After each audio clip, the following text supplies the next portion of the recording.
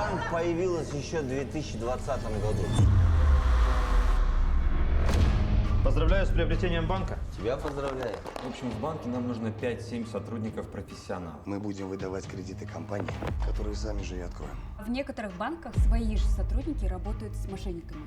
Ты договорись с ним, чтобы задержали стипендию студентов. Только с одного клиента ты можешь поймать несколько лямов. Причем ежемесячно. То есть мы сами же своруем деньги вкладчиков, и эти же деньги обратно им вернем? Получается так.